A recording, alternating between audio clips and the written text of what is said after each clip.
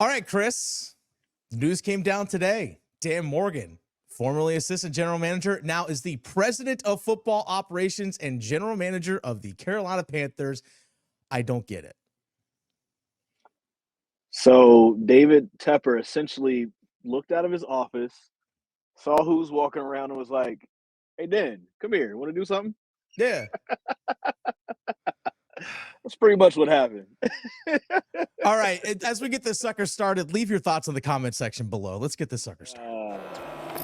The state of North Carolina covers 53,000 square miles. It is the habitat of the feared Carolina Panthers. No longer feared Carolina Panthers right now. We're cutting that off. We're cutting it off. No more feared Carolina Panthers.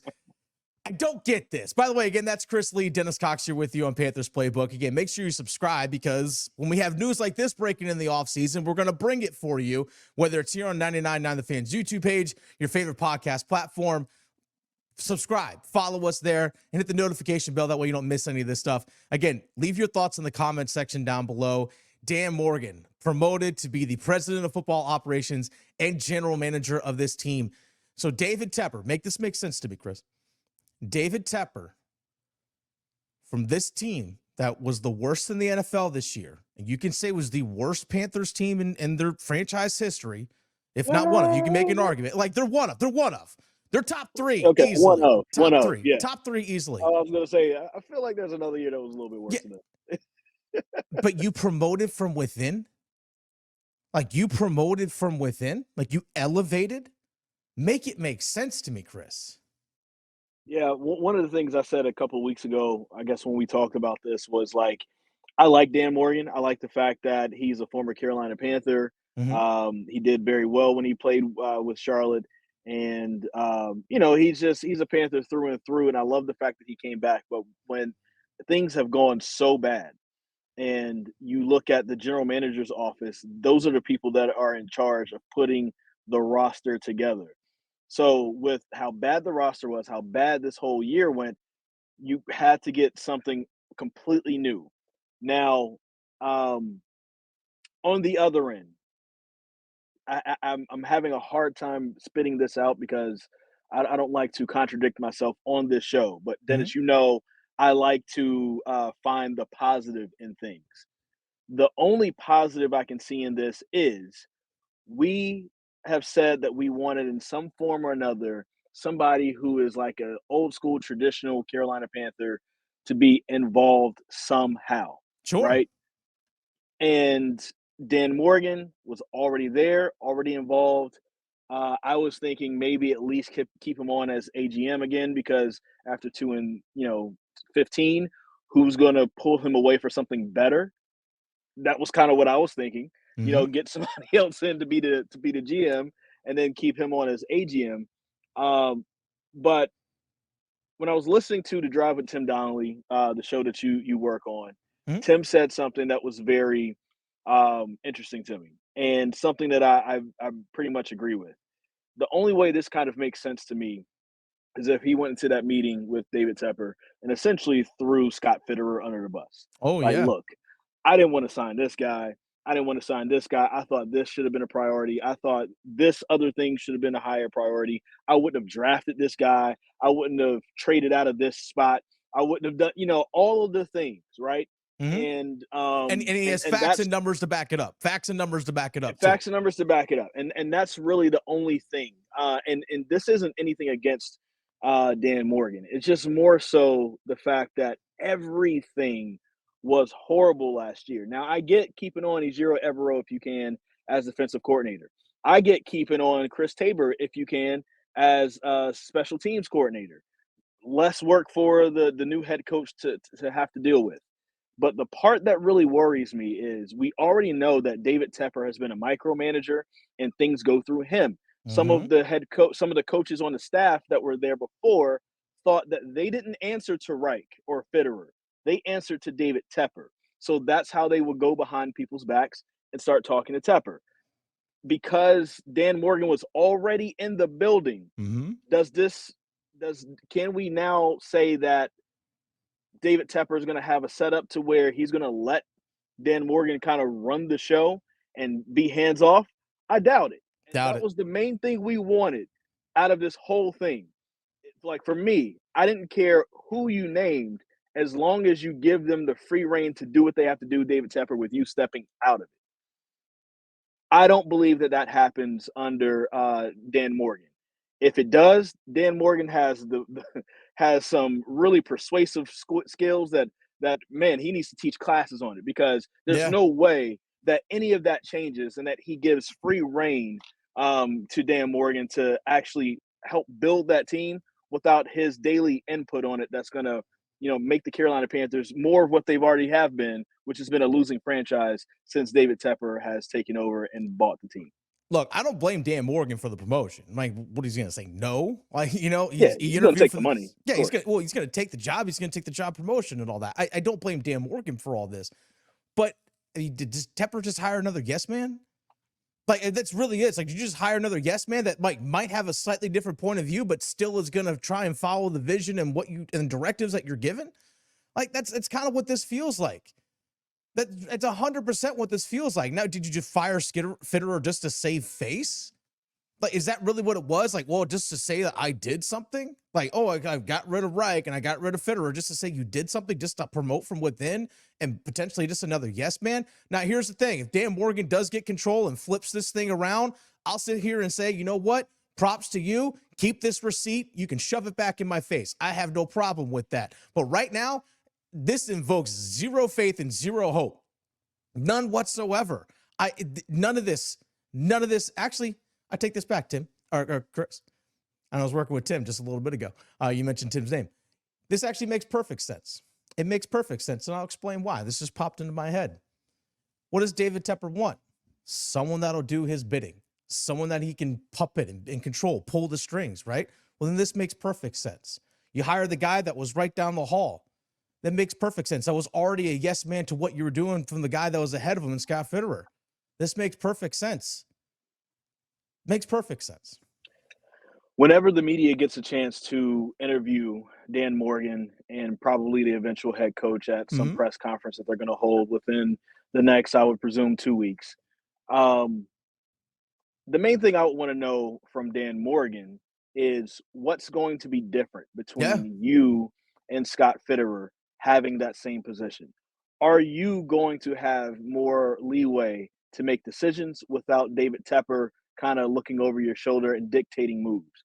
Are you going to build a better team than what Scott Fitterer was able to do? And how are you able to do that? What are some of the mistakes that Scott Fitterer made over the last 3 seasons that you've now learned from, that now you can take and build a better team over the next couple of seasons? Those are the things that I'm interested in learning from this, because like we can't change it right now, right? Like No. it's now happened, it's been announced, it's there, it's what's going to happen. But now that you have this time to be in this position to actually plan the draft and to plan free agency, what is going to be different about the way you approach everything versus how Scott Fitterer approached everything? Because the Carolina Panthers mortgaged way too many draft picks to fill that one position of quarterback. Mm-hmm. And I know that a lot of people are out on Bryce Young because it's easy to look around and say CJ Stroud has done this, and the Carolina Panthers are only 2-14 under Bryce Young. I get it. I understand it. It makes sense. However, the main part of this is going to be what the new head coach is going to be able to do to change this team, and what team is actually going to be out there on the field when the new season starts in September. And I'm telling you what, I don't like anything that the Carolina Panthers really have done from a free agent standpoint for the last 3 years. I mean, Johnny Hecker was an amazing pickup, especially for a team that punts that much. Mm-hmm. So he's probably the best pickup that they've had. But we need to do something better than punter. We need to do something better than the last 2 drafts that we've had. Like you look down, and shout outs to I can't remember his name off the top of my head right now, but I retweeted him today because he put out a tweet where he was showing, the same draft where we got Terrace Marshall Jr. You know who was available after that? Who was that? Nico Collins, Uh-huh. Josh Huh. Palmer, Huh. Amon-Ra St. Brown, Huh. and you know, Marshall has 1 touchdown. All 3 of those guys combined for 41 touchdowns. It was from John Ellis, one Panther Oh, okay. place. Wanted to give him his props for that. Yeah. And it's like, what are we going to do to address those things? Mm-hmm. Guys that were available in the draft. I mean, we could spend a whole episode just on that, Oh God, on yeah. all the guys who have been available that the Carolina Panthers have not picked. What are we going to do to address that? And what is that going to look like in the upcoming draft? And is Dan Morgan going to pick the head coach, or is David Tepper going to pick the head coach? Well, Those are the things that I'm interested in learning. it's interesting that you bring that up because during the head coaching interviews, because up until recently, I think it was actually today, we're recording this on Monday, the 22nd, but I think it was up until today, you can only do virtual interviews with head coaches or potential head coaches that are currently on staff with other teams. So Dan Morgan was in on these interviews as part of them. It's like, it was it felt like a conflict of interest, because if Dan Morgan is interviewing to be the general manager, which obviously he got, but he's also interviewing for next head coach, is like, how is he shaping the way he interviews in terms of, well, I really like this guy, so I'm going to make this up. I like this one person, person A. I'm just going to throw out a name, not saying this is what it is, but let's say it was Bobby Slowick, the offensive coordinator for the Houston Texans. Maybe he really likes him, but Brian Callahan, the offensive coordinator for the Cincinnati Bengals, because he likes Slowick so much, maybe he made it seem like Brian Callahan really didn't do as good because he wants Bobby Slowick. Like, it feels like there's a conflict of interest there, even before he was actually promoted to be the general manager. Hopefully that all makes sense. I don't know. It's the way this whole thing is operating right now, Chris, just the procedure of all of it. I'm sorry, like the dumpster fire that was this season, like, I'm sorry, that's still smoldering right now. Like, it still stinks. Like, that scent's not gone away. And this just kind of adds, like, I don't know, more fuel to the fire, whatever term you want to use. But I don't know, him being part of the interviews for the head coach doesn't make sense to me. At least up until now, it does. Here's the part that's going to be tough to sell Panthers fans on. It's the fact that you've had 2 bad head coaching hires from David Tepper, Mm-hmm. Matt Rule, Frank Reich. We know how those ended. We don't have to go over it again. And so, and then also a bad GM hire. And so at this point, like, what can you do? What kind of a splash can you make to make the fan base happy? There's really nothing you can really do, honestly, right? Because Yeah. at this point, we don't trust your judgment and Yeah. we don't trust anything you do. So it's None. really going to have to be proven on the field. And I really hope for their sake that they get some things turned around. Like, I'm not saying the Carolina Panthers should make the playoffs in 2024, but they need to at least double or triple your win total from 2023 and then, like, triple it. Get us 6 wins. And then, like, let's try to feel like, okay, maybe we are on the right track somehow or another. But it doesn't that feel like, when I say that, like, doesn't that even feel like that is almost like an impossible feat? Like, get 6 wins? Yeah, that feels That like sounds impossible, right? with this roster. That's the thing as well. It's like, you want to increase wins from this roster. Who was one of the people that helped put this roster together? The guy Dan you Morgan. just promoted to beat the general manager. Like, that's the thing. Like, you want to fix the roster and rebuild this team? Yeah. Why are you bringing up someone who's responsible for putting together this awful roster? That doesn't make any sense to me. Why? And I think Why? that's one of the questions that we have to ask as the media when Dan Morgan is eventually made available. When you were Yeah. AGM under Scott Fitterer, I know you're not going to go through and say, no, I didn't want to sign Hayden Hurst, right? Like, he's not going to say that because Hayden Hurst is on the roster.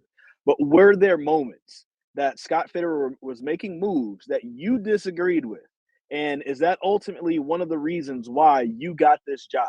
Because if we're going to get more of the same, then why fire Scott in the first place? Great question. Great question. And that's the question that time will tell. Time will tell on that. He's got a lot of decisions that he's got to make coming up, because not only has he got to pick a new head coach, he's still got to figure out what to do with Brian Burns in terms of, obviously the franchise tag or contract extension. Derek Brown needs a contract extension. You got to figure out if you're going to pick up J.C. Horn's fifth-year option, Frankie Louvu.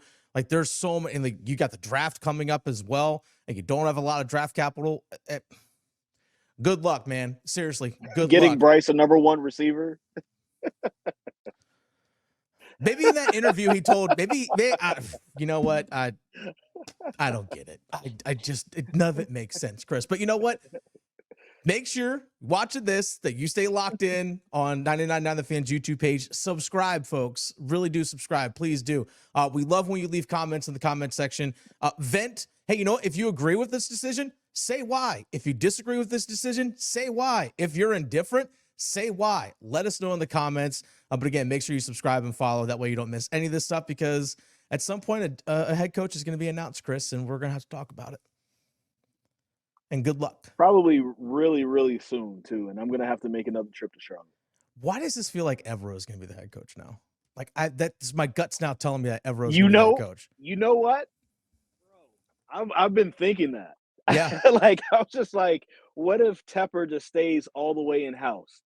And if that were to happen, and the Carolina Panthers do make a turnaround somehow or another, it really shows how bad the hires of GM and head coach really were. And then at least it shows some type of self-awareness that you had the right people in the building all along. It's just that you overthought the other positions. Now, that's just me projecting and putting it out there. I don't know. But even if he announces that Evero is the new head coach, I think still it's going to feel just like this. It's going to feel like, bro, what are we doing? Yeah, seriously. What are we doing? We'll see you next time here on Panthers Playbook. Whenever that might be.